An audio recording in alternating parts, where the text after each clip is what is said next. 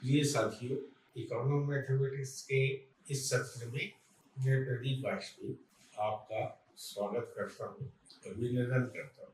पिछले सत्र के भिन्न इस सत्र का भी जो एक संदेश कह सकते हैं या इसके पीछे छुपा हुआ जो दर्शन है वो है तो परमाणुओं से ही संबंधित, मगर हमारे सनातन धर्म में कुछ विशेष संदेश छुपे हुए हैं इसमें उल्लिखित मंत्रों में। सर्वप्रथम मैं आपका ध्यान इस ओर आकर्षित करना चाहूंगा कि आज से लगभग 40 साल पहले मैंने cosmic concept and economic development इस किताब की रचना की थी। मेरे सामने सबसे बड़ा एक चुनौती थी कि अगर एक ग्राफ के जरिए आर्थिक जो भी घटनाएं होती हैं उनको समाहित करते हुए ग्राफ के जरिए ही अगर इकोनॉमिक्स के सिद्धांतों का विश्लेषण किया जाए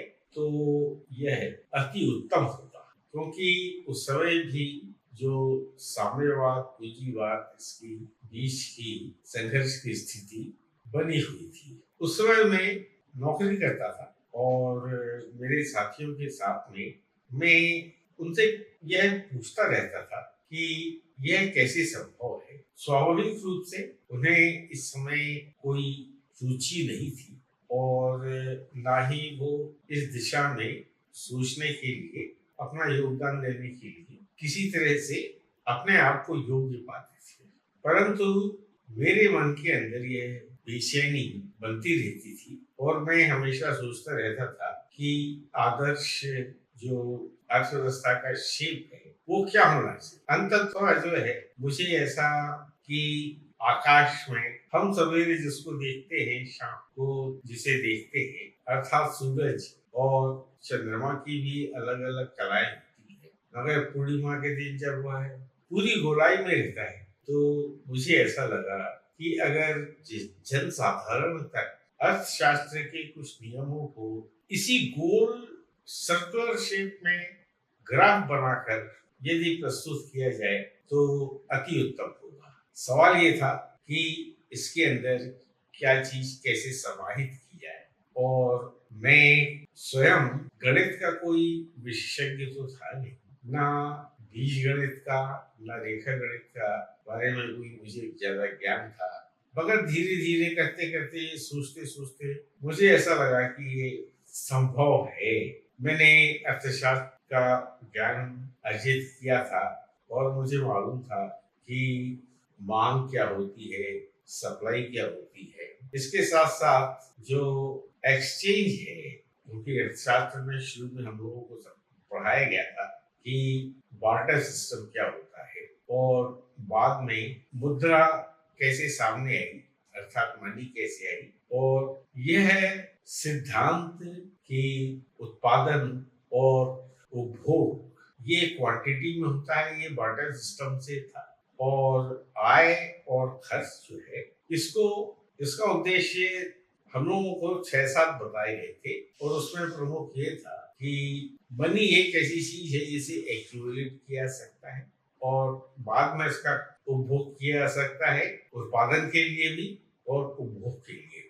तो इस तरह मुझे 4 मुख्य आधार बिंदु मिले कि जो उपभोग है और जो उत्पादन है ये हमेशा नेचुरल रिसोर्सेज, प्राकृतिक संसाधनों का उपयोग करके ही इसका यह संभव होगा।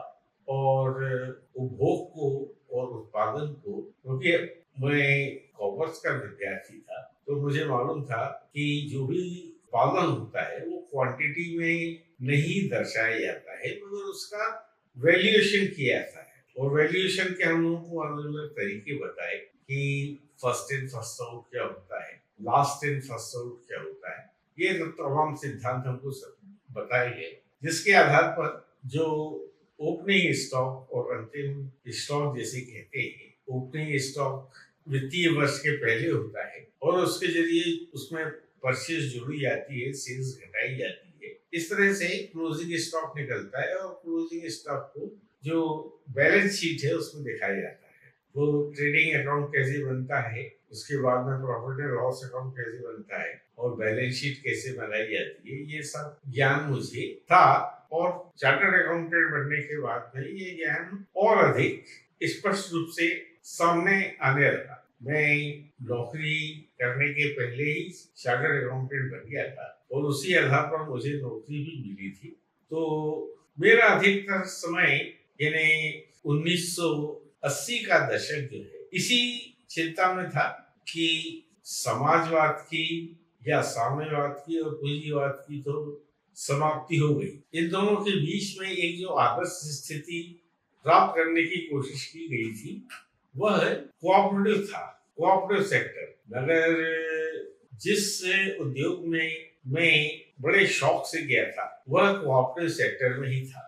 मैंने कहा कि ये एक ऐसा सेक्टर है जिसमें मैं अपनी योग्यता को दर्शा पाऊंगा और इसके बारे में भी मैं सोच पाऊंगा। मगर जब मैंने कोऑपरेटिव ऑर्गेनाइजेशन ज्वाइन किया और जो वास्तविकताएं थी वो जब सामने आनी चालू हुई तो मैंने कोऑपरेटिव के बारे में बहुत पढ़ा, इसका विश्लेषण किया और यह पाया कि कोऑपरेटिव एक ये इसकी जो विचारधारा है यह एक तरफ तो एसोसिएशन ऑफ पीपल की बात है, यानी उत्पादकों का सहयोग और उपभोक्ताओं का सहयोग अलग अलग। कोऑपरेटिव ऑर्गेनाइजेशन जो बने शुरुआत तो उनकी उपभोक्ताओं के बीच में एक आदर्श स्थिति प्राप्त करने की थी कि सब लोग मिलकर किसी सामग्री को खरीदेंगे और कम से कम कीमत पर उसे अपने उपयोग के लिए कोऑपरेटिव स्टोर के माध्यम से उसे उपभोग के लिए और जो भी प्रॉफिट होगा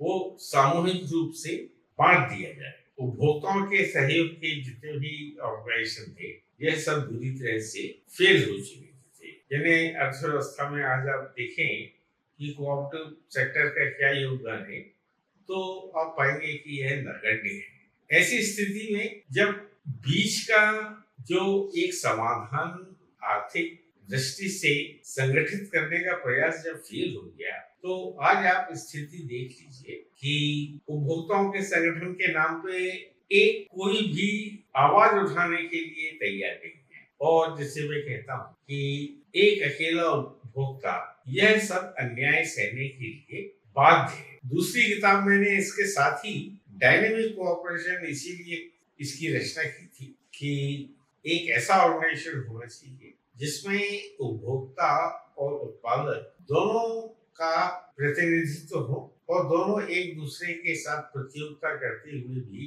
किस तरह से आपसी संबंधों को बना सकते हैं, यह सब इस चीज का वर्णन मैंने डायनेमिक कोऑपरेशन में किया। तत्पश्चात इन्हें पहली किताब लिखने के बाद में मैंने ग्राफ बनाए और अपनी कल्पना शक्ति के हिसाब से एनालाइज भी उनको किया। कॉस्मिक कॉन्सेप्ट तो एक अलग बात थी मगर इसके साथ में जो अर्थशास्त्र पर आधारित कैसे जो है ना इसका चित्रण किया सकता है यह मैंने किसी तरह अपनी कल्पना शक्ति का उपयोग करके इसकी रचना करी थी। 40 साल के बाद उन्हीं चित्रों को देख देख कर जो सॉफ्टवेयर डेवलप करने वाले थे उन्होंने उसका सॉफ्टवेयर भी बना दिया और आज मैं कह सकता हूँ बड़े हर्ष के साथ में कि मुझे इसका कॉपीराइट भी मिल गया है। यानी 40 साल से ज्यादा वैचारिक संघर्ष करने के बाद में मुझे किसी परिणाम की प्राप्ति हुई।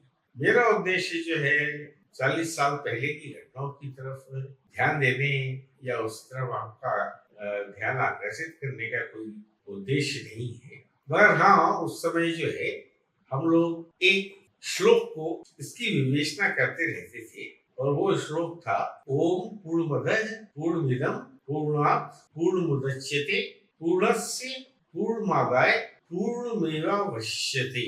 मैं बचपन से प्रार्थना जो हम लोग आरती होती थी उसके बाद में इस मंत्र का उच्चारण करते थे। तब ना मुझे समझ में आता था और बहुत दिनों तक इस बात समझ में नहीं आया, मगर दिमाग में उत्सुकता बनी रहती थी कि इसका मतलब क्या है, भावार्थ क्या है, यह है किस दिशा में हमें सोचने के लिए प्रेरित कर रहा है, अर्थव्यवस्था का आकार कैसा होना चाहिए, यह इसके बारे में तो मैंने आपको बताया कि आकाश में जितनी भी जो जो ग्रह हैं उपग्रह हैं, इसके साथ साथ जो है ना, जो मैंने समय समय पर ज्ञान विकसित किया कि हर तारा, हर मिल्की वे सब लगभग लगभग एक दिशा में अग्रसर है और इन सभी का आकार गोलाकार है। मगर ये भूगोल में हम लोगों को बताया था कि पृथ्वी गोल नहीं है, गोल दिखती है, अर्थात गोलाकार है। उत्तरी ध्रुव और दक्षिण ध्रुव में यह गोल नहीं है, यह चपटी है, यह मौसमी के आकार की। ऐसा हम लोगों को जब हम भूगोल पढ़ते थे तो हम लोगों को ये बात बताई जाती थी। इस कारण से इसकी जो कक्षा है वो गोलाकार नहीं होके यह भी अंडाकार है, यानी कभी ये सूर्य से 2 बार जो है ना बहुत दूर चली जाती है और 2 बार ये बहुत पास आ जाती है। जब बहुत पास आती है तो उत्तरी ध्रुव में अगर गर्मी पड़ रही है तो दक्षिणी ध्रुव में बहुत भयंकर ठंडी पड़ती है। तो जब वहां पर बहुत ज्यादा ठंडी पड़ रही होती है, या हमारे यहाँ, क्योंकि हमारा देश जो है ना उत्तरी दिशा में है, अर्थात भूमध्य रेखा के उत्तर में है, तो हमारे यहाँ जब बहुत ज्यादा गर्मी होती है वहां पर ठंडी होती है। जब हमारे यहाँ बहुत ठंडी होती है तब वहां बहुत ज्यादा गर्मी होती है। यह ऋतु परिवर्तन इसी कारण से होता है। इसी तरह से जितने भी ग्रह है, किसी की भी कक्षा जो है गोलाकार नहीं है और अपने अपने कक्षा में यह कभी सूर्य के नजदीक आ जाते हैं, कभी दूर चले जाते हैं, कभी ज्योतिषमय जैसे कहा जाता है कि कभी ये वक्री होते हैं और कभी आगे चले जाते हैं। कुछ ग्रह पीछे भी जाते हैं, जैसे गुरु है, ये शनि है, और इनके वक्री होने या ना होने की गणना हमारे हाथों में की जाती है कि इसका असर क्या पड़ेगा। और इसीलिए हमारे यहाँ जो जन्मपत्री में पहले स्थान पर लग्न है, लग्न देखी जाती है, उसके बाद में जो है ना 12 अलग अलग स्थान है और स्थान के अलग अलग कुछ नियम कायदे हैं। उसके आधार पर यह माना जाता है कि द्वितीय भाव क्या शो करता है, तृतीय भाव क्या शो करता है, चतुर्थ पंचम जैसे शत्रु के लिए छठा भाव है, उसी तरह से 7वें भाव से हमारा वैवाहिक जीवन कैसे होगा, इसी तरह से अष्टम भाव, 9वें भाव में कहा जाता है कि भाग्य कैसा होगा, 10वें भाग से देखा जाता है कि आपकी सामाजिक स्थिति कैसे होगी, 11 से आपको लाभ होगा कि नहीं होगा, और जो 11वां भाव है उससे मालूम किया जाता है कि आप स्थान परिवर्तन करेंगे अपना या आप अपने जन्म स्थान में रहेंगे। इस तरह से हमारे यहाँ इसकी, और हर ग्रह का एक नक्षत्र हम स्वामी होता है और इन दोनों के मेल के हिसाब से यह गणना की जाती है कि नवांश में क्या स्थिति होगी, सप्तांश में क्या स्थिति होगी। अलग अलग अंशों का अलग अलग विश्लेषण किया जाता है। अर्थात हमारे यहाँ का ज्योतिष भी एक तरह की गणित ही है, जिसे हम कह सकते हैं कि जन्म के समय ही यह गणित की कल्पना की जाती थी कि आगे आने वाला भविष्य कैसा होगा, और जो हमारे जीवन के अलग अलग हिस्से हैं यह इस दिशा पे निर्भर करते हैं कि किस ग्रह की किस महादशा, फिर अंतरदशा, इन सब के बारे में भी मैंने अध्ययन किया। आज मैं फिर एक बार आपका ध्यान ओम पूर्णमदः पूर्णमिदं का वो कर रहा हूँ कि इसका एक सरल भावार्थ यह है कि यह पूर्ण जो है, यह जब प्रकृति का या संसार का जन्म हुआ तब भी यह पूर्ण था और आज भी पूर्ण है।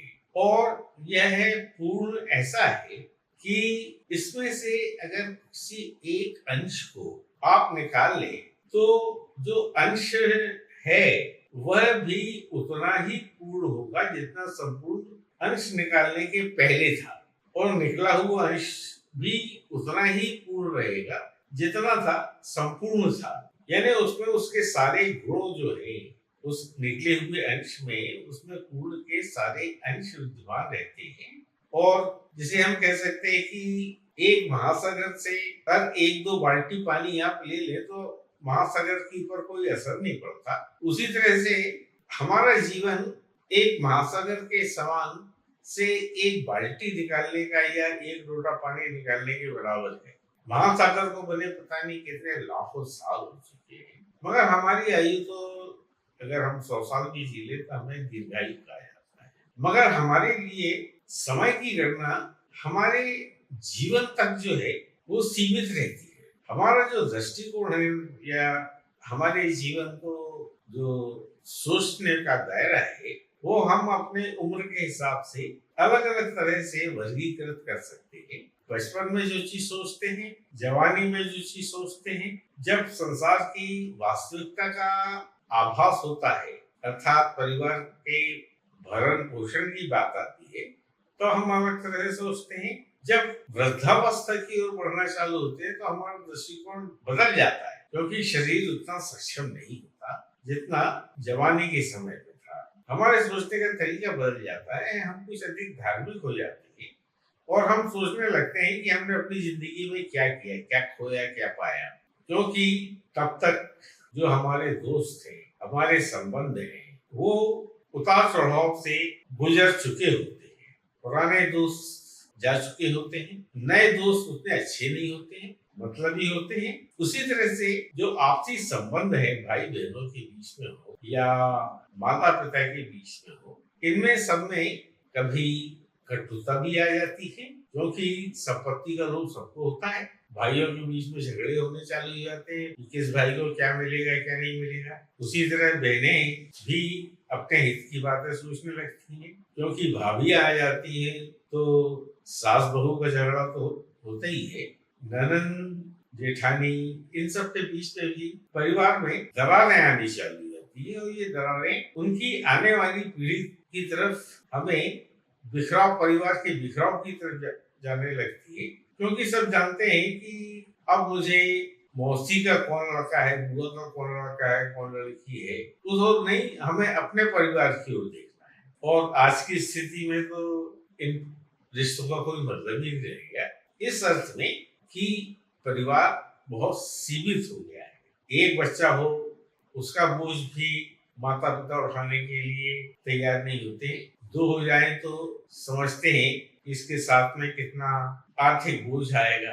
यानी आर्थिक बोझ ज्यादा हमारे मन स्थिति पे हावी हो गया है कि कहीं मुझे अपनी लाइफ स्टाइल में कटौती ना करना पड़े। परिवार बढ़ाने के लिए कितना त्याग करना पड़ता है। माँ को, पिता को, पिता अलग अपनी व्यस्तताओं के कारण व्यस्त रहता है, पत्नी अलग अपने रोजगार की तलाश में और अपनी इच्छाओं की पूरी पूर्ति के लिए भी कई बार अपने परिवार के हितों को दरकिनार कर देती है। ये हमारी पाश्चात्य सोच का एक तरीका है। जब हर आदमी आर्थिक रूप से अधिक सजग है तो सनातन धर्म क्या है, इसके क्या संदेश हैं, क्या चीज हमको पढ़ाई जाती थी, वेदों में क्या लिखा है, उपनिषदों में क्या लिखा है। आज की वर्तमान जो पीढ़ी है उससे अगर आप इसके बारे में सोचेंगे ऋग्वेद क्या है, सामवेद क्या है, यजुर्वेद क्या है, तो उन्हें इसके बारे में कोई ज्यादा जानकारी है ही नहीं। और जो फिलोसफिकल बातें हैं, चाहे वो गीता में हो या उपनिषदों में हो, विदेशी लोगों ने तो इसके ज्ञान को अर्जित करके इसका भरपूर फायदा उठा लिया। मगर आज भी हमारे यहाँ जो वर्तमान पीढ़ी है, क्योंकि उनकी इंग्लिश इतनी अच्छी है, इंग्लिश स्पीकिंग स्कूल में वो जा रहे हैं कि नहीं जा रहे हैं, तो एक पाश्चात्य भाषा हमारे लिए अधिक प्रिय है। और अगर हम बात करें कि भाई संस्कृत जो है वो इन सब भाषाओं की जननी है, तो यह बात मानने को, सुनने को और उसका विश्लेषण करने को कोई तैयारी नहीं हुआ। जबकि मैक्स मूलर और जर्मन जो दार्शनिक हैं, उन्होंने ये पाया है कि चाहे वो जर्मन भाषा हो या लैटिन भाषा हो, ग्रीक भाषा हो, उसमें संस्कृत के शब्दों की भरमार है। हम अपने सांस्कृतिक धरोहर के बारे में ज्यादा सोचते ही नहीं। इसीलिए इस श्लोक की तरफ मैं आपका ध्यान आकर्षित करना चाहता था कि यह जो श्लोक है इसमें संपूर्णता की कल्पना की गई है, इसमें किसी भगवान की कल्पना नहीं की गई है। इसमें पूरे अंतरिक्ष को एक ही कड़ी में पिरोने का काम किया है और यह बताया है कि चाहे मनुष्य हो, पृथ्वी लोक हो या किसी दूसरा लोक हो, यह सब संपूर्ण के ही अंश है।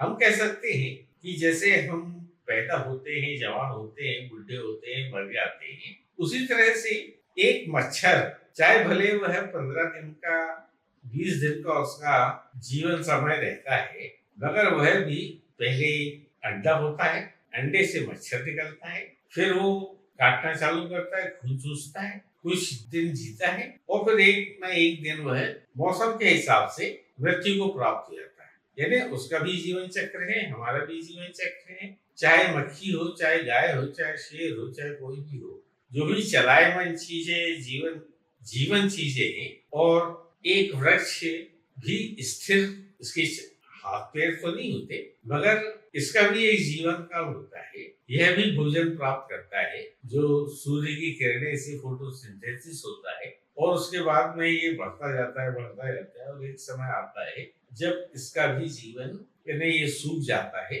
और इसके भी जीवन का अंत हो जाता है। कहने का तात्पर्य केवल इतना है कि जो घटनाएं तारों के साथ में हो रही है, जो कभी पृथ्वी के साथ में हुई, अर्थात पृथ्वी का भी जन्म हुआ, हो सकता है करोड़ों साल पहले हुआ हो, मगर एक न एक दिन पृथ्वी का भी अंत होगा, दूसरे ग्रहों का भी अंत होगा। सूर्य भी एक तारा है, तो दूसरे तारों की तरह इसका भी अंत होगा। इसका भी एक जीवन चक्र है, जैसा हमारा जीवन चक्र है, उसी तरह से सारे ग्रहों के, सारे तारों के ये समाहित ब्लैक होल में हो जाएंगे।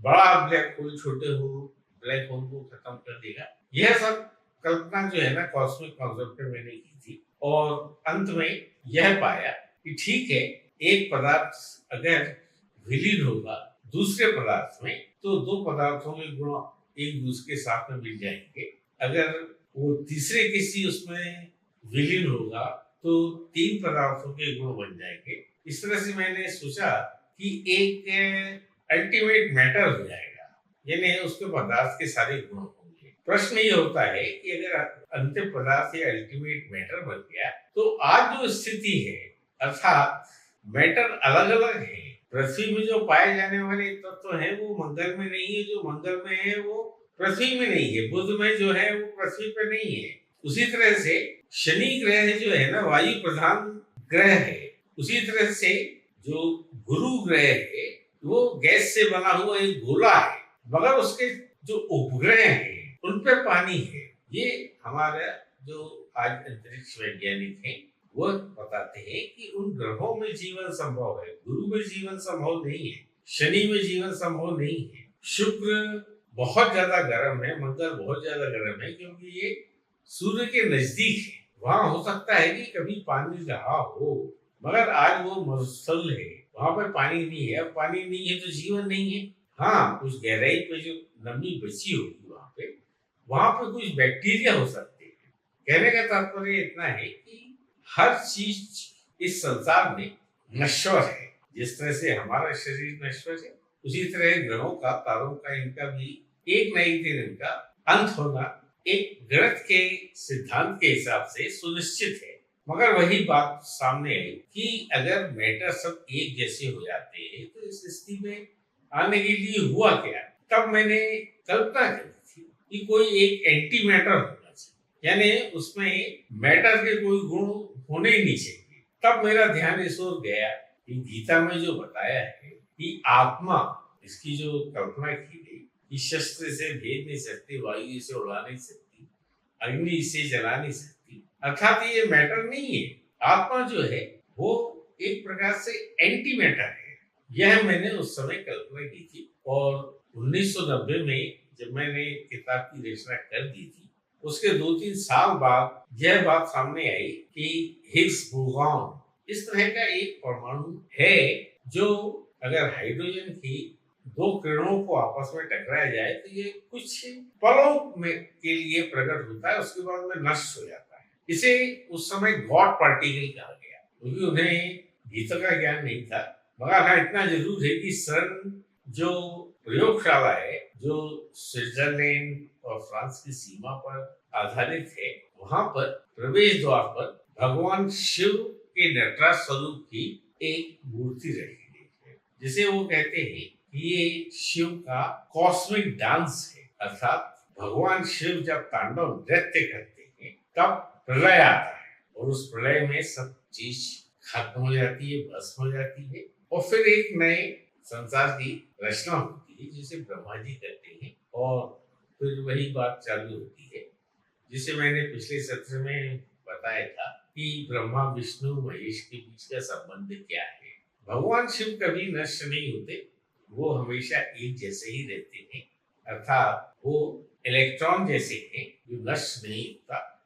मगर भगवान विष्णु प्रोटॉन जैसे हैं, और उनकी नाभि से जो न्यूट्रॉन है वो ब्रह्मा जी एक बार फिर संसार की रचना करते हैं। फिर शिव इस नए उदित हुए संसार का, क्योंकि वो काल है, महाकाल है, समय के स्वामी है, चाहे वह भूतकाल हो, वर्तमान काल हो, चाहे भविष्य काल हो, यह काल का निर्धारण वह करते हैं। इसलिए भगवान शिव उन्हें जन्म नहीं लेना पड़ता, मगर भगवान विष्णु को बार बार जन्म लेना पड़ता है, मानव स्वरूप में जन्म करना पड़ता है। और उनकी एक वंशावली भी है। भगवान राम के पुत्र लव कुश थे, फिर उनके भी पुत्र हुए, उसी तरह से भगवान कृष्ण के भी पुत्र हुए, और उसका एक पूरा कुछ वर्षों तक इसका उल्लेख मिलता है। उसके बाद में ज्यादा मुझे इसका ज्ञान नहीं है। कहने का तात्पर्य केवल इतना है कि जो ओम पूर्णमदः पूर्णमिदं पूर्णात् पूर्णमुदच्यते है, इसका बहुत गहरा असर है। क्योंकि अगर आप पूर्ण को एक गोलाकार माने तो आप पाएंगे कि कोई भी चीज सृष्टि में पूर्ण गोल नहीं हो सकती। इसी कारण हमारे यहाँ भी पाई अर्थात एक गोलाकार, इसकी परिधि कितनी होगी, यानी अगर सेंटर से उसे बढ़ाते जाएं तो उसकी परिधि कितनी होगी, इसकी गणना आज तक कोई नहीं कर पाया। और पाई की गणना कैसे की जाती है, यह सिद्धांत भी हमारे यहाँ सनातन गणित में जो है ना, इसका उल्लेख है, इसका फॉर्मूला है कि आप निकटतम गणना जो है वो 33.3333 आप लगाते जाइए, मगर इसका कोई अंत नहीं है। इसीलिए हमारे यहाँ शून्य की कल्पना की गई कि इसके आगे गणना संभव नहीं है। दशमलव की जो हमारे यहाँ कल्पना की गई वो इसी कारण की गई। और अगर आप गणित को जो है बहुत ध्यान से देखें, समझें कि 0 और 1 यही दो अंक हैं। 1 में 1 और जोड़ दिया जाए तो 2 हो जाएगा, 2 में 1 और जोड़ दिया जाए तो 3 हो जाएगा, 3 में 1 जोड़ दिया जाए तो 4 हो जाएगा, 4 में से जिसे हम कहते हैं कि -2 कर दें तो फिर वापस 2 हो जाएगा। इसी आधार पर हमारे यहाँ डिवीजन किया जाता था, गुणा किया जाता था, और 9 तक पहुंचने के बाद में हम फिर 1 को लेते थे, उसके आगे 0 लगा के हो गया 10। हम लोगों को जो है, जब हम प्राइमरी स्कूल में होते थे तो हमें यही समझाया जाता था कि 9 तक आगे जाके 1 0 लगा दो 10 हो जाएगा, फिर इसमें 1 जोड़ दो तो 11 हो जाएगा, फिर 1 जोड़ दो तो 12 हो जाएगा। 19 तक पहुंचने के बाद में आपको आगे बढ़ना है तो अब 2 के आगे 1 0 लगा दो। इस तरह से हम लोगों को गणित समझाई गई थी, और आज भी वही तरीका है, कोई भिन्नता नहीं आई है। चाहे वो अमेरिका में हो, चाहे ब्रिटेन में हो, चाहे फ्रांस में हो, जो गणित की गणनाएं हैं वो एक जैसी है। कहने का तात्पर्य यह है कि मूल रूप से 0 और 1 ही अंक हैं, और 1 के बाद जो भी गणनाएं की जाती है वो है, उसे पूरा करने के लिए आपको 0 लगाना पड़ेगा। 100 लगाओ, चाहे 1000 लगाओ, चाहे 10,000 लगाओ, चाहे लाख लगाओ, आप 0 बढ़ाते आइए। मगर जो हमें अंकगणित में समझाया जाता था कि अगर सब घटाने बढ़ाने में समीकरण के बाद में अगर 0 आ जाता है तो आपका प्रमेय जो है, जो फार्मूला है वो सही है। यदि 1 आ जाता है, इसका मतलब ये है कि आपने कहीं ना कहीं फार्मूला को लगाने में गलती कर दी। इस कारण से 0 और 1 ही 2 हिस्से हैं, और इसी हिस्से का अगर आप जो है ना, जो 33 का एक हिस्सा अगर आप छोड़ दें तभी यह अस्थिर होता है, यानी 0 में से 1 निकाल दें तो यह उस रिक्तता को भरने के लिए है। क्योंकि अगर एक 0 भर है तो गणनाएं आगे संभव ही नहीं है। इसीलिए पृथ्वी को गोलाकार होना चाहिए, ये कभी गोल नहीं हो सकती, क्योंकि गोल चीज जो है उसमें गति नहीं होती। जिस तरह से अगर आप गणित की कल्पना करते हैं कि अगर कैलकुलेशन आगे करना चाहिए तो 0 और 1 जो है, और उसके बाद में फिर जो है ना एडिशन, मल्टीप्लिकेशन और डिवीजन, ये सब गणनाएं संभव है, अन्यथा नहीं। इसी कारण से जो इकोनोमेट्रिक्स का जो फॉर्मूला है वो स्टैंडर्ड डिविएशन पर आधारित है कि 0 से अर्थात सेंटर पॉइंट से कितना हम आर्थिक गतिविधियों के कारण उसमें अस्थिरता पैदा कर रहे हैं। अर्थात अगर इनकम एक्सपेंडिचर एक बराबर है, मांग और उत्पादन एक बराबर है, तो आगे किसी भी असंतुलित अवस्था में आप पहुंच ही नहीं सकते, और ऐसा संभव ही नहीं है। समय के साथ में अनेक ऐसे तत्व होते हैं जिनके कारण मांग और आपूर्ति में हमेशा फर्क आता है। इसी के कारण अर्थव्यवस्था आगे बढ़ती है। कहने का मतलब यह है कि मांग की तुलना में उत्पादन हमेशा ज्यादा होना चाहिए। अगर ये ज्यादा है, मांग से ज्यादा है, तो हम कह सकते हैं कि अर्थव्यवस्था उत्तरोत्तर बढ़ रही है। इसके जस्ट विपरीत, अगर मांग ज्यादा है, उत्पादन कम है, तो महंगाई आ जाती है, वस्तुएं महंगी हो जाती है, जिससे उसका उपभोग करना उपभोक्ताओं के लिए संभव नहीं होता है। महंगाई के कारण जो है इन्फ्लेशन बढ़ता है, और इन्फ्लेशन को काबू करने का केवल एक तरीका है कि मांग से जो पूर्ति है, डिमांड से सप्लाई का हमेशा ज्यादा होना जरूरी होता है। उत्तरोत्तर जितने भी मार्केटिंग चैनल हैं, वह फ्यूचर में डिमांड बढ़ने वाली है कि नहीं है, बढ़ने वाली है, इसके हिसाब से ही अपने इन्वेस्टमेंट की प्लानिंग करते हैं।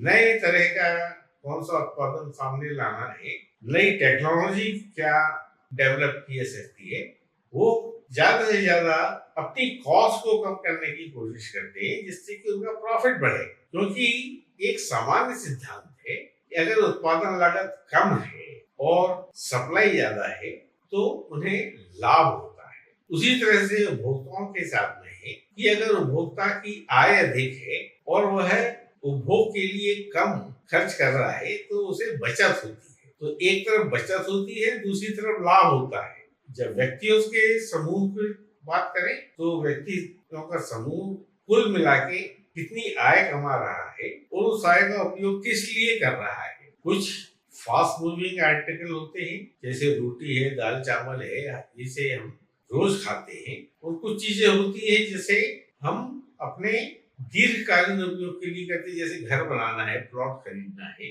कार खरीदना है, घर में जो है ना तरह तरह के जो इलेक्ट्रॉनिक गैजेट्स है, फ्रिज रखना है, ये रखना है, ये सब चीजें मीडियम टर्म और लॉन्ग टर्म की चीजें होती है, और कुछ चीजें शॉर्ट टर्म की होती है। इसी तरह से उत्पादन जो है यह भी इन्हीं 3 भागों में कि आज हमें क्या उत्पादन करना है, कल क्या करना है, मध्य यानी मीडियम टर्म के लिए हमें क्या करना चाहिए, और अगर हम आगे के लिए प्लानिंग करते हैं तो हम फिर टेक्नोलॉजी डेवलप करते हैं, और फ्यूचर में जो मांग होगी उसके हिसाब से उत्पादन की प्रक्रिया कैसी होगी, नए तरह की टेक्नोलॉजी क्या होगी, नए तरह के रॉ मटेरियल क्या क्या होंगे, इसके बारे में बात करते हैं। जैसे आज की तारीख में जो पुराने इंजन हैं ऑटोमोबाइल में, कंबशन इंजन जो होते हैं, उनमें मूलभूत परिवर्तन आ चुके हैं। पहले ये ईंधन बहुत ज्यादा खाते थे, अब फ्यूल एफिशिएंट इंजन आने लगे हैं, जिन्हें हम टर्बो इंजन कहते हैं। और अब कुछ दिनों बाद आप पाएंगे कि इस तरह के इंजन भी है ही नहीं। आजकल ईवी का जमाना आ गया है, अर्थात बिजली से चलने वाली, जिसमें पेट्रोल डीजल का उपयोग ही नहीं होता है। आगे क्या हाइड्रोजन से चलने वाली कारें आ जाएंगी, कह नहीं सकते, मगर वैज्ञानिक इस ओर निरंतर प्रयासरत हैं कि किस तरह से हम अपनी डिमांड को कम से कम प्रदूषित करने वाली वस्तुओं में, और फॉसिल फ्यूल से निकलने वाला जो धुआं है, अर्थात पेट्रोल और डीजल से निकलने वाला जो धुआं है, वह हमारे स्वास्थ्य को सबसे ज्यादा प्रभावित करता है। और हम पाते हैं कि हमारे यहाँ कुछ महानगर है, जैसे दिल्ली है, वहां पर प्रदूषण इतना अधिक है कि कहते हैं कि दिल्ली में रहने वाले लोगों की आयु 10 साल सिर्फ जलवायु प्रदूषण के कारण उनकी आयु इतनी कम हो जाती है। औसत जो आयु है, एवरेज लाइफ एक्सपेक्टेंसी जिसे कहते हैं, वो दिल्ली वालों की देश के दूसरे भागों से 10 साल कम हो जाती है प्रदूषण के कारण। उसी तरह से चाहे बॉम्बे हो, चाहे बेंगलोर हो, कलकत्ता हो। कुछ प्राकृतिक कारण भी है और कुछ हमारे अपने बनाए हुए कारण है। इतना अधिक जनसंख्या का घनत्व इन शहरों में बढ़ गया है कि मूलभूत सुविधाएं जुटाना भारत सरकार के लिए या प्रदेश की सरकारों के लिए काफी खर्चीला हो गया है। कहने का तात्पर्य ये है कि अगर एक तरफ आय बढ़ती है तो आय के दुरुपयोग से समस्याएं पहले की तुलना में उनका समाधान और अधिक कठिन होता है। यही कारण है कि आज यूरोप में अपने हाथ ऊपर कर दिए, क्योंकि उनके यहाँ जनसंख्या कम होने से उनके यहाँ कंज्यूमर ज्यादा बचे नहीं है, काम करने योग्य जनता बची नहीं है उनके यहाँ, अर्थात मजदूर है नहीं, ज्यादा जनता जो है वृद्ध हो चुकी है, तो उनकी इकोनॉमी जो है ना रिसेशन में है और सबकी निगाह भारत में है, क्योंकि भारत की आयु अभी एवरेज आयु जो है वह लगभग 35 से 40 साल है। अर्थात अगर यूरोप वृद्ध देश है तो भारत युवा देश है, जो अभी कुछ समय तक उन देशों की तुलना में हमारे यहाँ उपभोग करने की जो क्षमता है वो बढ़ती आएगी। और उन लोगों के यहाँ यूरोप के देश है या अमेरिका है या यूएसएसआर है या चीन है, जापान की स्थिति तो और अधिक खराब है, वहां पे संतान पहले ही नहीं और चीन में वन चाइल्ड पॉलिसी के कारण वहां पे जो वृद्धि दर है वह 1 से कम हो गई है। भारत में भी कुछ प्रदेश हैं जहां वृद्धि दर 2% है, मगर कुछ जगह 2 से नीचे भी चली गई है। अर्थात कह सकते हैं कि भारत भी आज या कल निकट भविष्य में हमारी जनसंख्या भी गिरना चालू हो जाएगी। अलग अलग कारण हो सकते हैं इसके, मगर आज के इस संभाषण का एक ही उद्देश्य था कि ओम पूर्णमदः पूर्णमिदं जो है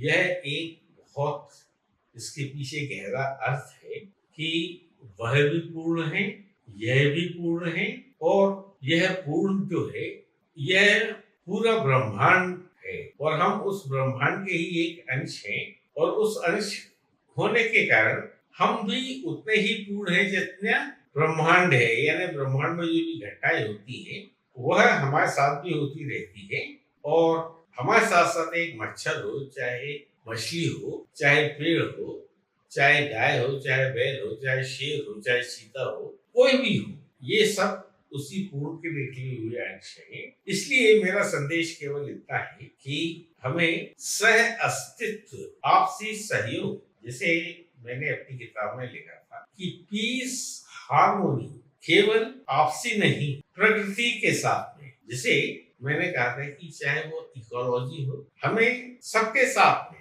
पृथ्वी के हर प्रकृति के अंग के साथ में एक सामंजस्य रखना पड़ेगा, तब कहीं जाके हमारा अपना जीवन जो है ना सुखी हो सकता है। आपसी सहयोग और परिवार का सहयोग, मित्रों का सहयोग जितना आप प्राप्त करेंगे, इनके साथ में जितना समय आप गुजारेंगे, यह संपूर्ण, जिसे कहते हैं कि विश्व बंधुत्व वसुधैव कुटुंबकम जिसे हम कहते हैं कि पूरी वसुधा अर्थात पूरी जो हमारी पृथ्वी है एक कुटुंब है और कुटुंब के सदस्यों के बीच में कैसा संभव हो सकता है, वह आपस में संघर्ष करके भी हो सकता है। हमें एक दूसरे के साथ में सहयोग करना पड़ेगा। हमें सहयोग के स्थान पर सहयोग को बंधनकारी बनाना पड़ेगा, अर्थात सहबंधों का निर्माण हमने करना पड़ेगा प्रकृति के हर अंग के साथ में। और सबसे प्रमुख अगर कोई विघ्न संतोषी है तो वह हम खुद हैं, अर्थात हमें सबसे पहले खुद को सुधारना पड़ेगा, तब कहीं जाके हम कह सकते हैं कि वसुधैव कुटुंबकम का हमारा जो एक दर्शन है उसे हम एक साक्षात रूप दे सकेंगे। इस संदेश के साथ में मैं आज की चर्चा को समाप्त करता हूँ। अगले सत्र में फिर मुलाकात होगी। कृपया अगर हो सके तो आप कमेंट जरूर दिया करिए कि वीडियो के कंटेंट आपको अच्छी लगे या नहीं। धन्यवाद।